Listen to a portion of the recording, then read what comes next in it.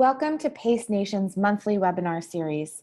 My name is Alyssa Roth. I am the Director of Policy and Market Development at PACE Nation, and I'm going to be hosting today's webinar on PACE Finance for Green Roofs.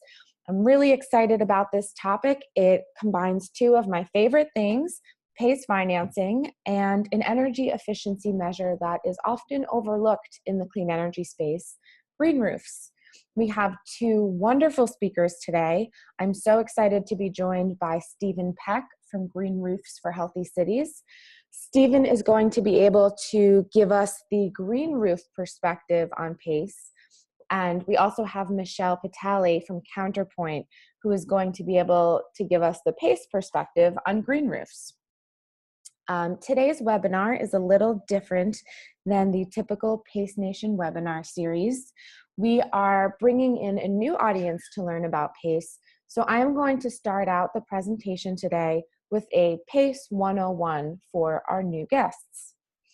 Before I jump in, I want to give a brief overview of what PACE Nation is and what we do. So we are a nonprofit 501c3. We are primarily funded by foundations and our members, and our mission is to promote property-assessed clean energy, otherwise known as PACE financing, by providing leadership, support, and guidance for the entire network of market players. We have a great website at pacenation.us. You can check us out there. And we are the only entity that aggregates data for the entire industry, analyzes it, and publishes it for the public. And we are also the only entity that holds an annual summit, which is a national event for all PACE market participants. These are some of the specific ways we work with the PACE community.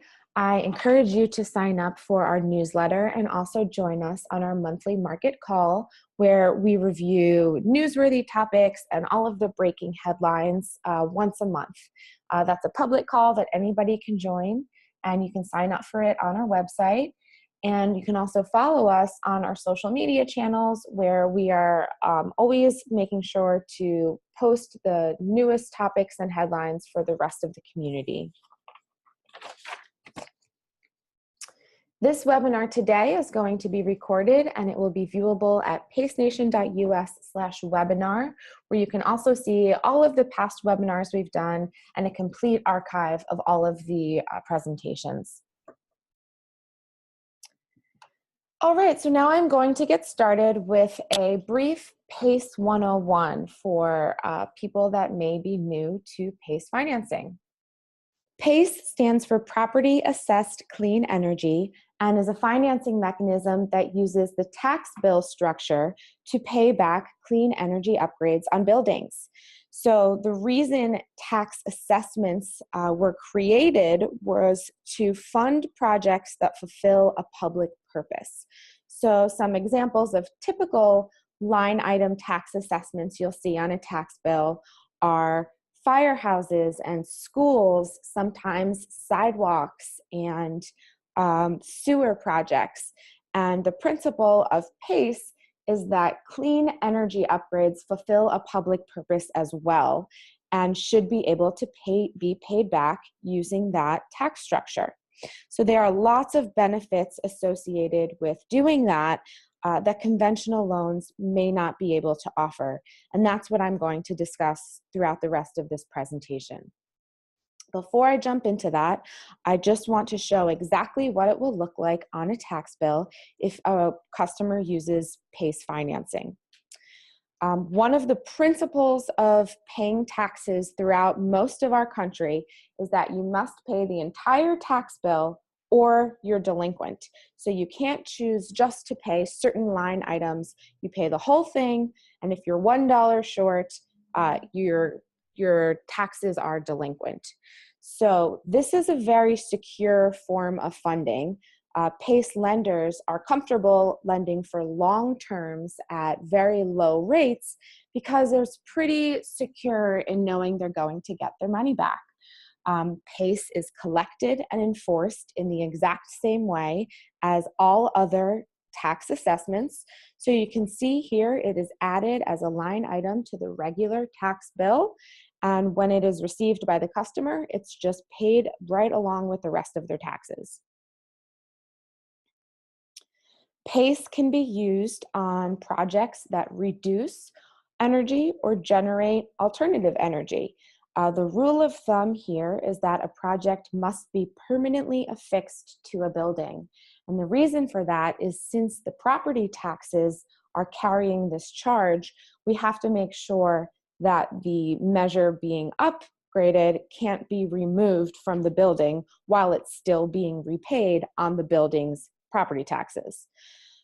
So you'll notice that green roofs are not listed here, although they provide lots of energy efficiency benefits.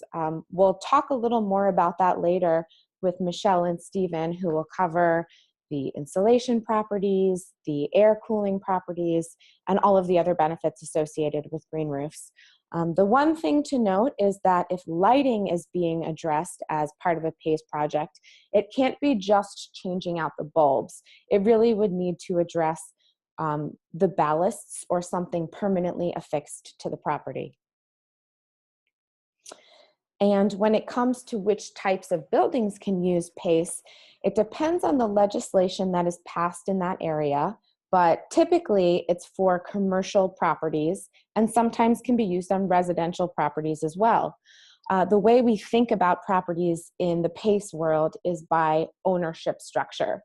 So it doesn't matter if the building is actually being used as a residential property. What matters is how it is owned. So any building that is owned as an LLC or an INC is eligible for PACE. And in some areas, small residential homes are eligible as well. The only property that is pretty consistently not a great target for PACE is government-owned buildings. And that's because it would be really difficult for the government to place a lien against themselves on their own property taxes. So there are some examples where that has happened, but typically for the rest of this presentation, we're going to be thinking about commercially owned properties. This is the process to establish a PACE program. As we discussed before, the government entity needs to establish that PACE fulfills a public purpose and can be used in the tax assessment structure. So that very first step is for the state to pass legislation that establishes PACE does fulfill a public purpose, and it also allows the local government to establish PACE programs. It gives them that authority. And the second step is for local governments, typically counties, but sometimes large cities, to pass local ordinances that opt into that state legislation and allow them to initiate PACE programs. So once a PACE program is established, there is a step-by-step procedure to close projects. And this slide expresses exactly what needs to be done to close a PACE project. So the great thing about PACE is that an energy project proceeds exactly as it typically would, and PACE is just the financing mechanism that comes in at the end to pay for the project. So you can still use all of the incentives and subsidies and all of the access to capital you can to bring down the cost of the project. PACE can be used to finance the sum balance after all incentives are taken out, or it can be used as part of a larger capital stack to just fund a piece of a project. It really is flexible and can be used in the best way for any specific project. So rather than a property owner using a typical bank loan, the funding is provided by a specialized PACE lender. The PACE lender provides the funding to the contractor to pay for the project, and the project proceeds exactly as it typically would, but the PACE administrator, which I will describe in the next slide, alerts the local government to add a line item assessment to that property's regular tax bill. The PACE repayment is then collected with the rest of the taxes by the local government with no additional paperwork for the property owner, and the local government then takes out that PACE portion and remits it back to the original lender. This slide is very similar to what we just discussed, but looks at the capital flow through the lens of the actual parties involved with closing the deal. When a customer takes out funding from a conventional bank to fund an energy upgrade, there are usually three parties involved. There's the source of capital, or the lender, the bank, the energy service professional, which is the contractor or the installer, and then, of course, the property owner. With PACE, there's a fourth party involved, and that is the administrator. Sometimes the administrator is the local government, and sometimes the local government chooses to contract administration services out to a professional third-party PACE administrator. And the role of the administrator is primarily oversight. And that is what makes PACE a public-private partnership, why it's such a secure form of lending, and why it's so important to the marketplace. It's fulfilling a need that just isn't being met right now. So the role of that administrator is to provide program guidelines, determine which projects will be eligible, what types of measures are eligible, the types of funding that will be eligible. They really ensure the integrity of the project and create all of the applications and forms and financing documents that need to be signed by all of the parties involved with the project. Once the administrator okays the project, it proceeds exactly as it typically would.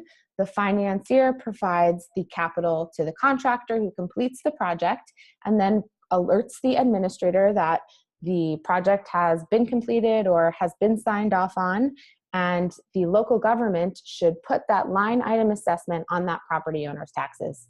The property owner gets their taxes in the following year and makes that payment along with the rest of their taxes to the municipality, who collects it, pulls out the PACE amount, and remits it back to the financier.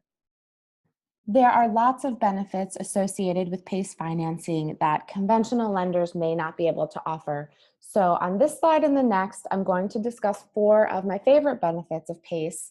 The first being 100% financing. So all PACE projects are eligible to have 100% of the hard and soft costs covered.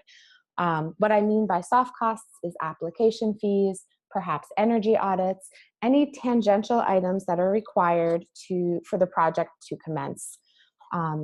Typical banks usually are able to offer around 85% financing, sometimes a little more, sometimes a little less, but they do need to make sure that the property owner has some skin in the game. With PACE, because we have that oversight from the local government or the program administrator, we're able to check that the property owner is current on their taxes, that there has not been bankruptcies filed for, that the contractor and the measures are approved, and the integrity of the project is sound. Because of that, PACE can fund 100% of the project. PACE is able to provide funding for properties that aren't able to access traditional forms of lending, such as nonprofits, sometimes charter schools, other types of properties that don't have a credit history but need capital to implement an energy upgrade and start saving money to reinvest back into their property and make their business sustainable. PACE also can be financed for up to 20 years, sometimes even 30 years, as long as the term of the financing does not exceed the cumulative useful life of the measures. Because payments can be stretched out 20 to even 30 years, it sometimes enables the property to be cash flow positive. What I mean by that is the payments for PACE are at a fixed rate throughout the term of the loan, but energy costs typically rise throughout the term of that loan. So even from day one, but gradually increasing, the repayment on the tax bill for the PACE portion is usually less than the amount that's being saved on the utility bills. So you're cash flow positive typically very often on day one, saving money net, but over time your savings increase as the cost of energy increases. And the last benefit I'm going to discuss today is transferability. So because the PACE financing is attached to the building and not attached to an individual or a business, it will automatically transfer to whoever the owner of that building is. So if the property is sold or taken on by new owners, the payment will automatically transfer to that new owner along with the savings from the energy improvement. This is a snapshot of what PACE programs look like today. The dark green areas have completed all the steps for closing projects. So just a quick summary, that means they've passed legislation at the state level. The local municipalities have opted in with ordinances. A program has been launched with a PACE program administrator, and projects have been closed. So we see that in about 20 states. There are a total of 34 states overall that have gotten started with legislation being passed and are somewhere along the line of having projects closed. In New York State, I know we have a lot of callers from New York today. PACE is eligible throughout most of the state with the exception of New York City. The municipality of New York City has not created a local ordinance yet, but they plan to introduce legislation within the year that will create a PACE program, and they've already named the entity that will serve as the PACE program administrator. So we're well on our way. This is just a quick view at where we expect to see PACE programs in the next few years. Pennsylvania and Delaware are on here as having passed the legislation, but that just happened this week. And we expect to see a few more come on before the legislative sessions close for the year. So here's a look at where the market stands today. You can see in 2014, when CPACE really became a viable option for mid-sized commercial buildings and just started to grow exponentially. Today, there are 1,575 projects that have been closed throughout the country, and those include everything from large venues, sports stadiums, to small housing authorities and mid-sized nonprofits. PACE really covers the gamut of a building sector that has a need that isn't being met by any other financing option right now. This is the last slide for today. Just review some of the benefits we talked about and the strength of PACE, how it really lies in that public-private partnership. It's meeting a real market need that banks are not able to provide for right now, and helps building owners finance the projects that they need and they want to stay in their buildings and to grow their businesses. There are, of course, benefits that match up with the local entity's sustainability plans, economic development plans, and goals around job creation. So it's really a win-win-win for all the entities involved with PACE financing. I am going to ask all questions to pause until the end of the presentation. For now, I'm going to hand it over to Michelle Patali from Counterpoint Sustainable Real Estate. Counterpoint and Hannon Armstrong are a PACE capital provider as well as a PACE administrator. So she is going to be able to talk to us from the perspective of truly a PACE expert about how green roofs fit into the PACE landscape. Michelle? They've just seen benefits for both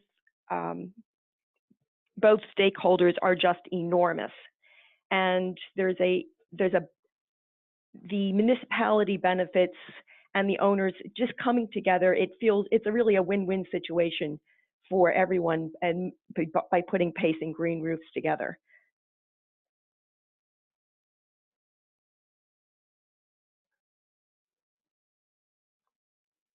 I'm sorry, Alyssa, I've lost control of the mouse. So I'll just keep talking about the benefits if you want to advance the slides.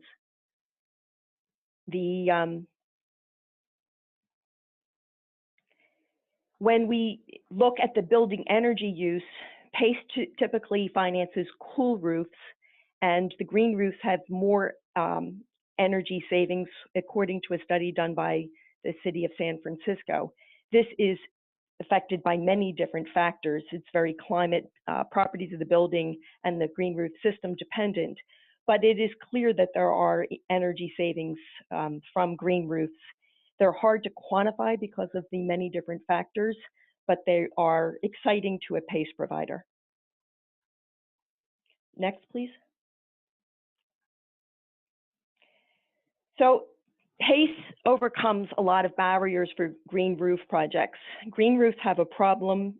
It's not really a problem. They have a longer payback period because they're so capital intensive compared to other energy savings projects. And sometimes they are eliminated from projects because they are so expensive.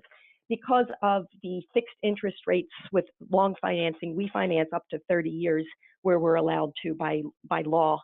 That overcomes a lot of the problems with the long payback period. I will illustrate that in a future slide. Required maintenance is extraordinarily important to the success of green roofs, and PACE financing, prepaid service and maintenance contracts can be included in PACE financing in most locations.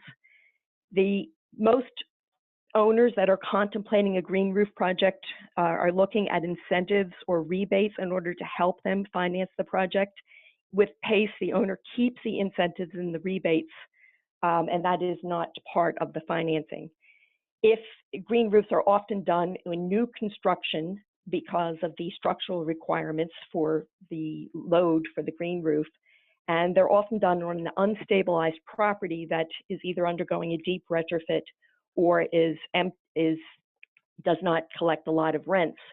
The PACE allows you to defer payments until stabilization.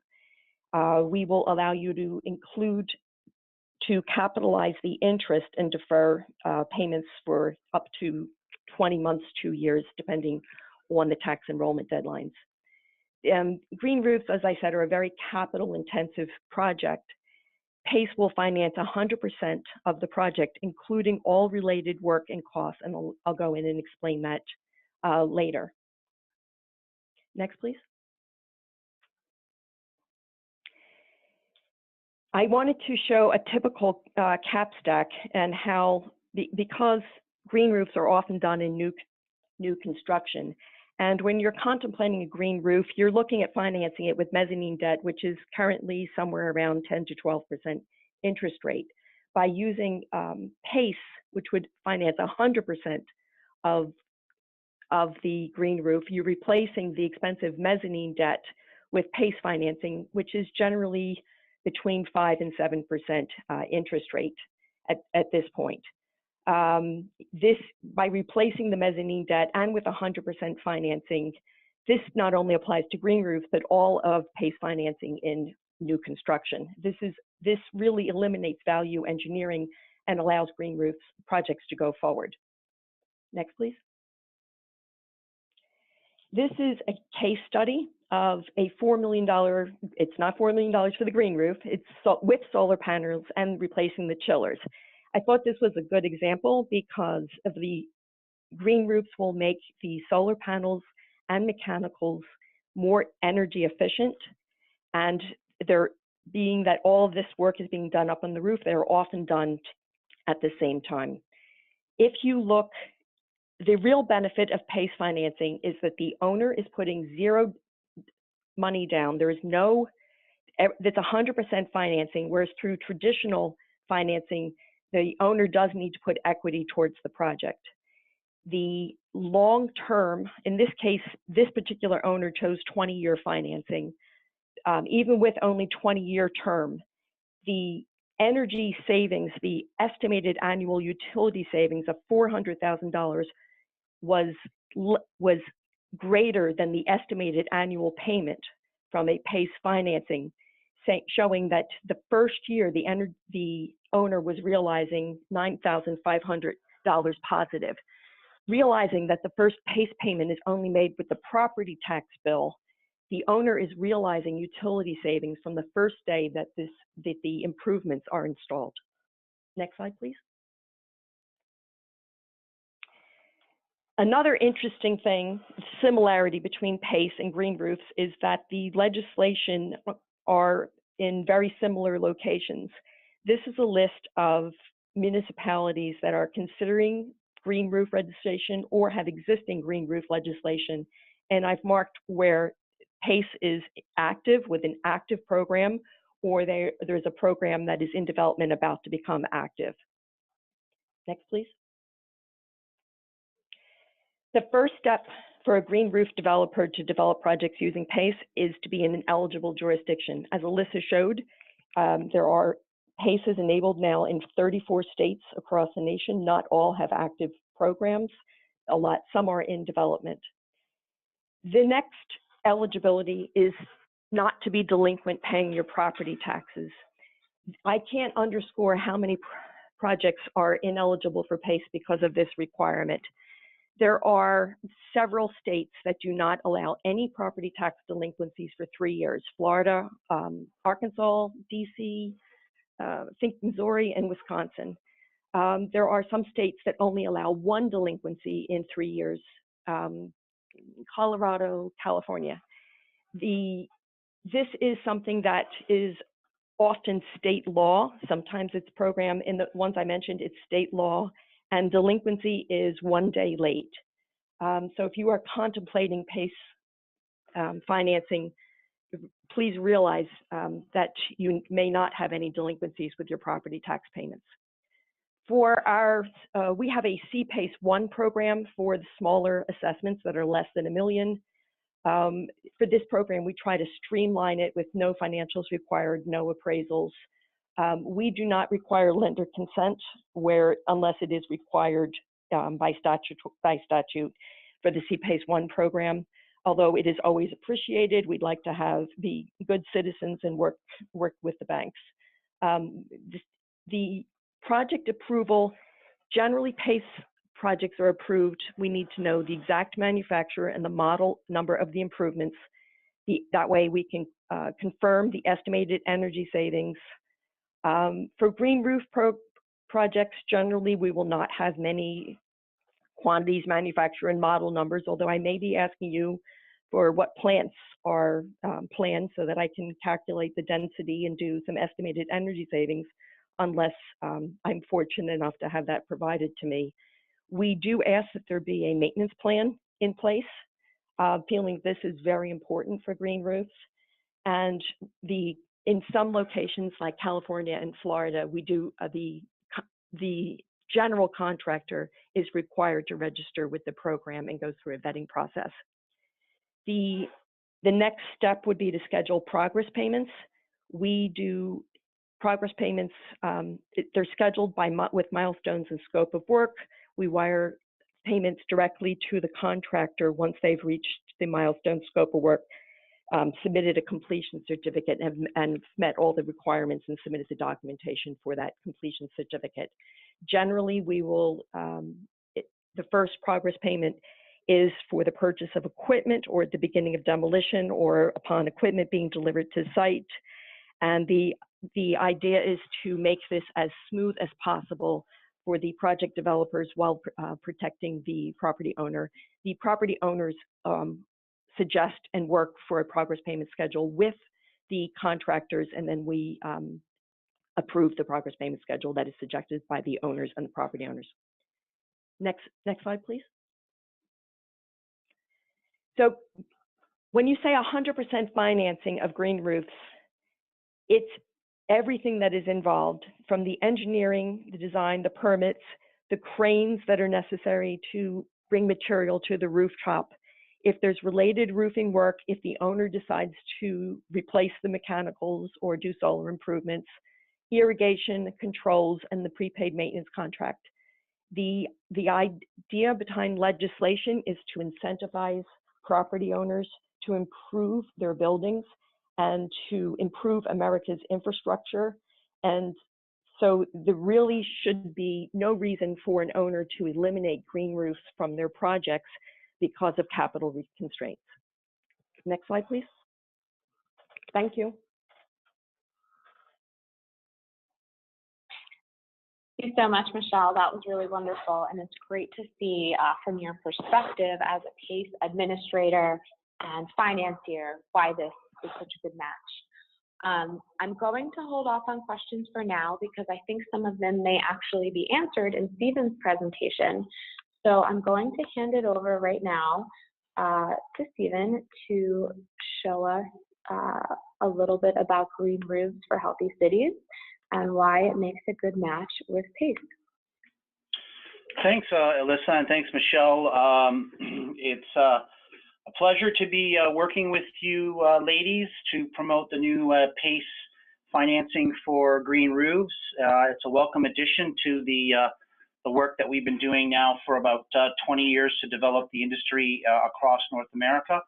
And what I'd like to do is share a few thoughts about the relationship between some of the work that we've been doing and some of the stuff that's just emerging, actually, that is maybe very relevant as we work together to try to roll out the financing for green roofs in the future. Okay, so let's see if did you let me have the screen? Can you advance the slides? Because like Michelle, for some reason, yeah, I think if you click in the middle of the screen, it should work, or you can use the arrows.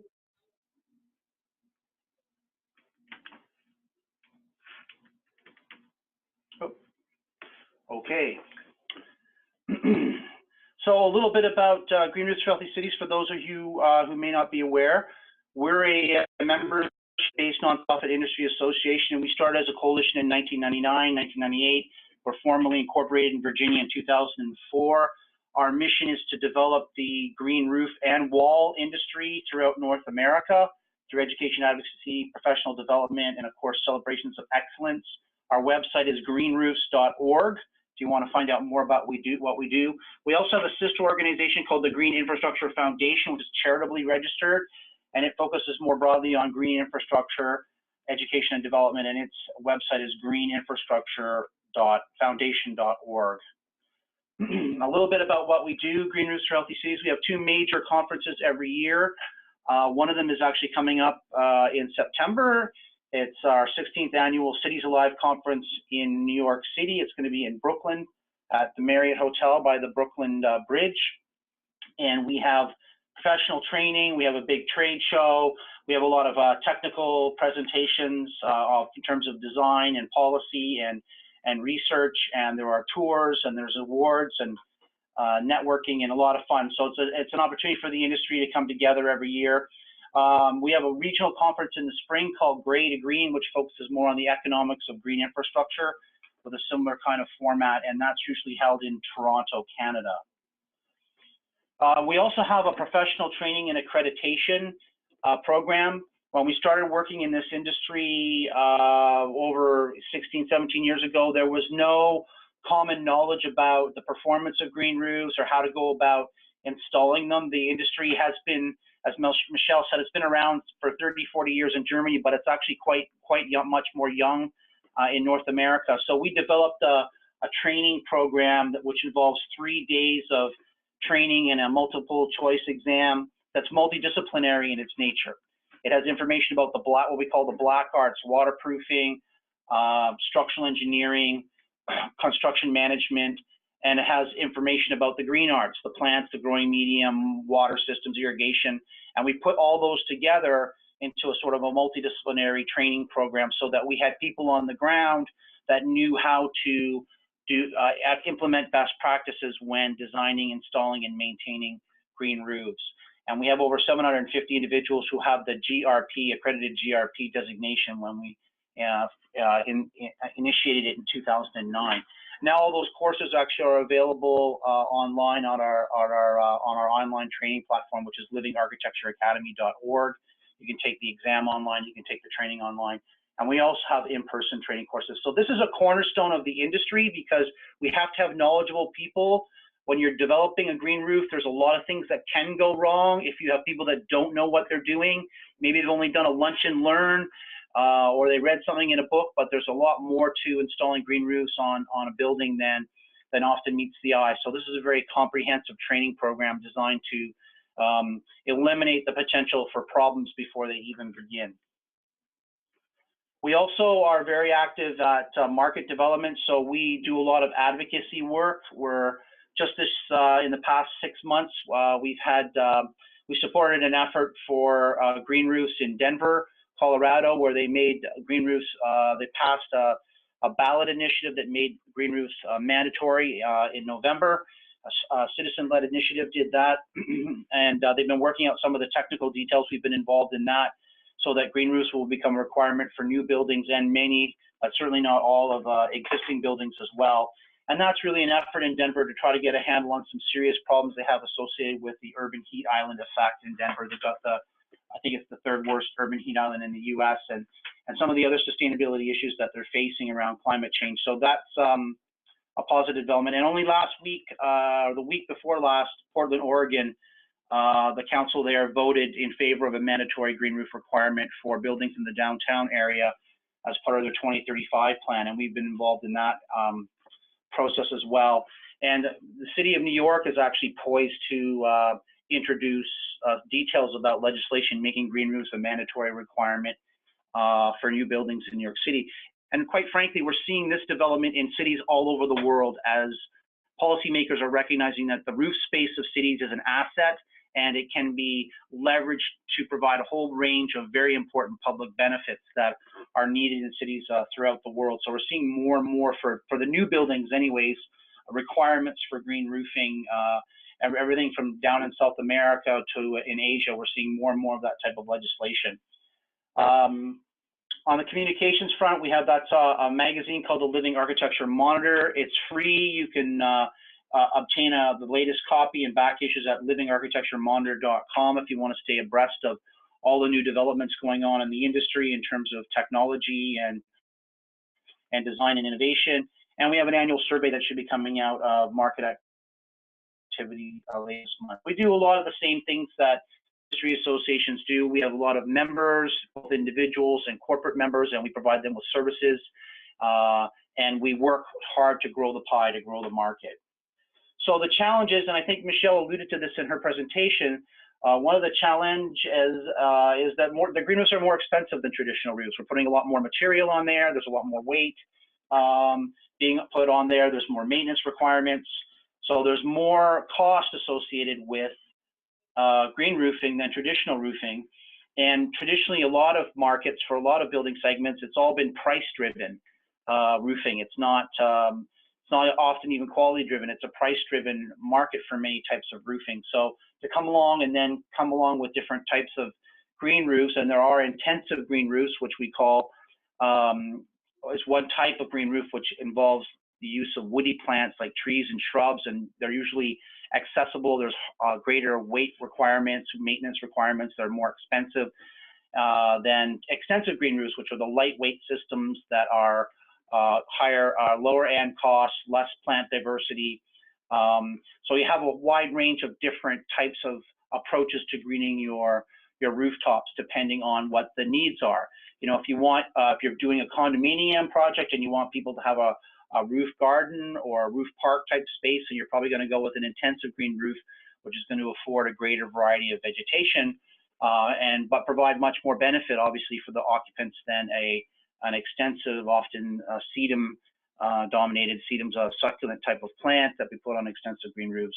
Won't have the same amount of benefits, but of course it would be less cost and less maintenance. So there's a wide variety within the green roof family of approaches that you can take, but still they're more expensive than traditional roofing systems. And really, it's only been the last sort of 10 or 15 years that, from a design perspective, designers have kind of woken up to the fact that roofs are part of the asset of a building. You can do a lot of things with a roof, in addition to housing, HVAC equipment, and window washing systems and so forth.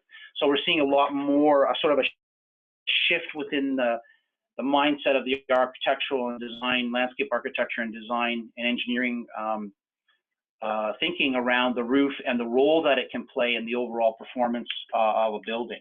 And that's a very welcome opportunity, which then provides the basis for justifying the additional costs that are in play. So this idea is very much still a new idea given the huge size of the market. And one of the challenges that we face with green roofs, in addition to them costing more, is that many of the benefits are public in their nature. You know, they're about air quality improvements or providing visual amenities or supporting biodiversity. And some of these benefits can't readily be monetized and actuated by the building owner. So there's a lot of public benefits that come from green roofs, but there are also a lot of private benefits, and many of the benefits like membrane durability improvements, and I think Michelle pointed this out, are longer term for building owners. Energy savings, those are the type of benefits that may take 5, 10, 15, 20 years for a building owner to fully realize. The other challenge that we have, in addition to benefits being long term or public in nature, is that they are may be accrued to the building owners, but the actual developers, the costs are with the developers. So the developer has to decide to put a green roof on a building, and if they're transferring ownership to the end user, the benefits accrue to the end user rather than the developer. And I think that's one of the neat things about PACE financing, is it bridges that gap, you know, between developer and ultimate owner of the building, by shifting the cost of the capital improvements and maintenance with the building over the long term. The other thing about green roofs is it's not like one size fits all. You can't really, you know, pigeonhole a green roof. It's not like changing out light bulbs with incandescents with LEDs. Each project is very unique in terms of the costs and benefits that it represents, based on a whole bunch of different design objectives and factors in terms of the climate, the type of building, the type of green roof system, you know, what the intent is and so forth, structural loading capacity. All these variables come into play that determine what the final package of costs and benefits are around a green roof system.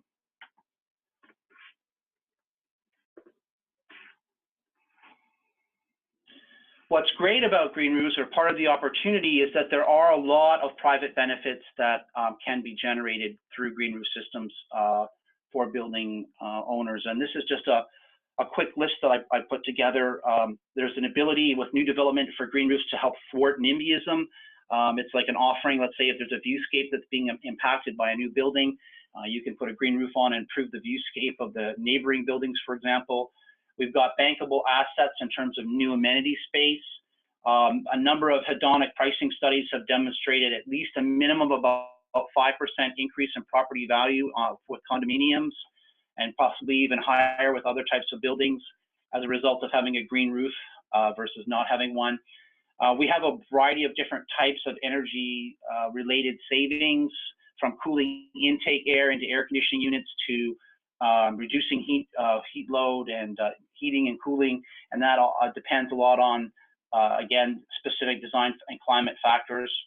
One big area that we're seeing a lot of activity municipally is on regulatory compliance for stormwater management, as more and more cities try to comply with the requirements of the Clean Water Act.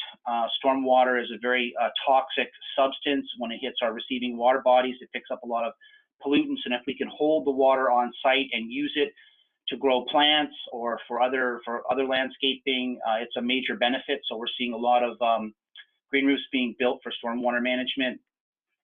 And then I won't go through the entire list, but I do think it's interesting to see that solar panel system integration is also a benefit. We're seeing higher yields of energy produced from solar panels on top of green roofs, and it's interesting that we haven't seen this take off, but it seems like a natural, if you've got the financing available and the structural loading, to integrate solar panels with green roofs, because your solar panel improvements alone will help to speed the finance and improve the return on investment. And then, of course, biophilic benefits, where the whole thing in the design community right now is about improved health and well-being. And you can lower vandalism, you can get greater productivity from workforces, you can have faster rates of healing in hospitals. There's a body of scientific research, a large body of scientific research showing that we're healthier, more productive, less stressed out. There's less crime when we integrate green infrastructure into our buildings and our communities. And that's going to be, I think, an important wave and an important driver of the industry. And then last but not least, urban agriculture. We're seeing a definite rise in the use of roof space for food production. In some cases, the building owner is leasing the space and getting leasing out the rooftop space for agricultural production.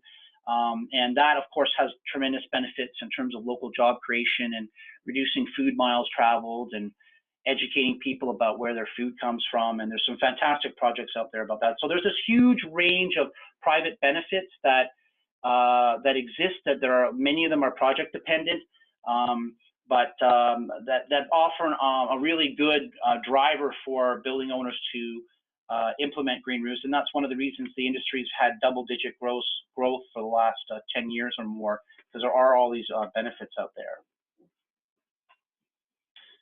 So, but the upfront costs tend to be a challenge for many building owners. So we've worked with a number of cities, as I mentioned, to try to help them produce mandatory requirements. Those are usually focused on new buildings, and we've seen them in cities like Portland, Toronto, St. Laurent, Chicago, Denver, and there are others. Other cities have opted, rather than going for mandatory requirements, to use regulations to support green roof installation. So we're seeing things like stormwater or green space requirements for new buildings that are met by putting on a green roof and or a wall in some cases. And we're seeing that in places like Chicago, Washington, Syracuse, Austin, Texas. And then for existing buildings, we typically, the more progressive jurisdictions are providing financial incentives for their owners to try to cover some or all of the costs of green roofs, but certainly not as comprehensive as what we're seeing from PACE. So there are opportunities to work in those markets. New York City, for example, has a 100%, up to 100% financing for an existing building, depending on the amount of stormwater that the roof attains, up to $30 per square foot. Very generous incentive program. So PACE this program is tremendously useful because it overcomes some of those financial barriers that Michelle and I have mentioned, particularly the upfront costs. It is able to bridge that financing gap between the building developer and the occupants of the building by having the financing stay with the building. And I think the other thing that's really important as to move forward is the collaborative nature of it, whereas where PACE can be brought in by a building owner to augment whatever other policy measures are being implemented, and maybe will even allow us to get solar panels on roofs and some of the other aspects that derive and produce value that wouldn't otherwise be financed, and help to improve the return on investment for building owners.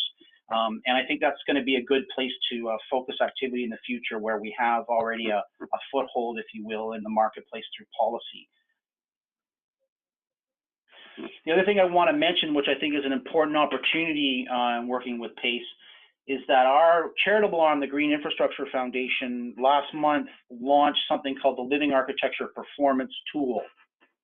And the Living Architecture Performance Tool is a set of consensus-based metrics and performance best practices that are designed to improve the overall performance of green roofs and or green walls. So you could have both in the same project or independently. And the Living Architecture Performance Tool is to green roofs and walls very much what the USGBC LEEDS program is to green buildings. There are a series of areas of performance. There are credits under each area, and each credit has a certain number of points that can be attained. And then there's a level of certification that you can obtain when you demonstrate that you have fulfilled the requirements. And we work very closely with people that have built out the US Green Building model, and also the Sustainable Sites Green Landscaping Standard that the American Society of Landscape Architects helped to pioneer. So that this LAPT is designed to plug into those, not replicate, but plug into those standards, which are often have insufficient information about the full range of benefits that green roofs and walls can provide. So we released version 1 about a month ago. It's and now we've been talking with a number of individuals about becoming involved in it and working to help fine-tune it. We've been working for 5 years on its development. We've done a tremendous amount of consulting. And just to give you a quick sense of what it is, this is one of the areas, a process area. There's a prerequisite for an integrated design process. And then water management has 25 points, number 2. And there's a prerequisite there to meet local standards, and then there are opportunities to get above and beyond that. Energy conservation has 14 credits, and so forth. So it really goes through each of the major performance areas associated with these technologies and sets out specific measurable metrics that one can attain. And it should help us to design and develop more efficient and effective projects that have more benefits, and it should help very much with maintenance, the ongoing challenge of maintenance. There are prerequisites in terms of having a 5-year maintenance requirements built in, so that we don't have projects that are maintained during the establishment period only to be undermined by not having maintenance after a 2-year or 3-year establishment period. So there's a big opportunity here for us to work with you and Pace Nation to support the development and the implementation of the living architecture performance tools, so that we all benefit from much better green roof and wall projects as we go forward. If you want to read about this, you can download it for free. It's at greeninfrastructurefoundation.org. And I'm very happy to be working with Pace Nation to help promote that. We have had upfront challenges with costs in the green roof industry, and Pace is another big tool in our toolbox to help us overcome that for many building owners. And we think it'll be complementary to much of the work that we've been doing, and look forward to working with you guys to secure a long-term role for green roofs and walls in our society. And hope to see you guys. If you can come out to Cities Alive, if you want to do a deep dive into the industry, please join us at Cities Alive in New York. That's it for me. Thanks, everyone. Thank you, Stephen. I think that was really interesting to hear about how the growth of the green roof industry and the Pace industry have a lot in common and seem to be growing in tandem. So I'm going to unmute everybody and start answering some of these questions. So you can feel free to type questions into the Q&A box, and we'll read them out loud, and Michelle, Stephen, or I will answer. Let's see here. Okay. What is the deal with Nevada? Las Vegas is in the process of selecting their administrator. They issued an RFP a few months ago. They got several responses, and they are now reviewing them and should be putting together program guidelines shortly. So stay tuned for that. Could green roofs be written into PACE legislation? One of the keystones of PACE legislation is to create it in a way that would make, let's see, how do I say this? To make sure that no amendments or the least amount of amendments would ever become necessary. So a lot of state bills refrain from citing specific measures and just reference energy efficiency, renewable energy, water conservation, and sometimes resiliency. Where the specific measures do come in is in the program guidelines that are developed by the administrator. So that, I think, would be the perfect sweet spot for making sure that green roofs are an eligible measure in PACE legislation. So I know that I've heard from several states that they would already approve green roofs, including a few administrators in California. One of the financiers that provides funding in Connecticut, New York. So I think that's a discussion to be had with the program administrators. Alyssa, I have to bow out. Unfortunately, I have to bow out now.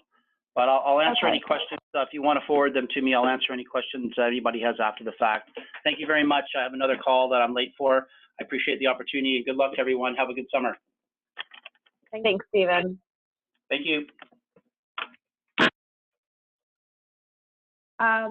I will quickly let everybody know that this webinar will be available on the website, and I'm happy to forward this presentation to anybody who would like it.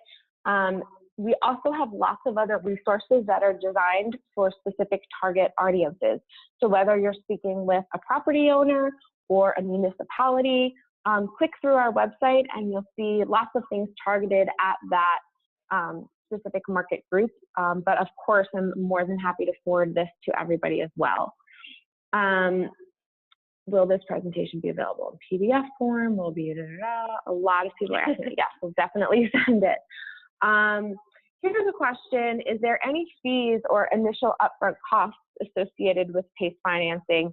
For example, will there be a need to hire a PACE administrator? Not that I'm aware of. Every PACE administrator that I know receives their internal fees through adding on basis points or adding on fees to the financing amount, which is rolled into the contract. So I do not know any PACE administrators that would charge a fee for determining project eligibility. Michelle, do you have anything you want to add to that? No, there are some. We don't charge an application fee. There are some that do charge an application fee. It's for us. It's, you know, there's no fee. There should be no money out of pocket to the owner. If they've got permits and inspections already, we reimburse them for that at the first disbursement. So the whole goal for both the contractors and the owners is to make it so that they're not advancing money for the project, and try to really incentivize them to get off the ground. Mm-hmm. Yep, and most of the time those application fees can be retroactively rolled into the financing. The project moves forward. All right, I think that concludes all of the questions. So thanks so much for joining us, everyone. We will have another webinar next month. And in the meantime, I would encourage you to sign up for our newsletter, join us on social media, and we have a monthly call as well, so you can stay on top of all of the latest PACE news and headlines. We'll hope everyone has a great afternoon. Thanks again to Michelle and Stephen for joining us, and we'll talk to you again soon. Thank you.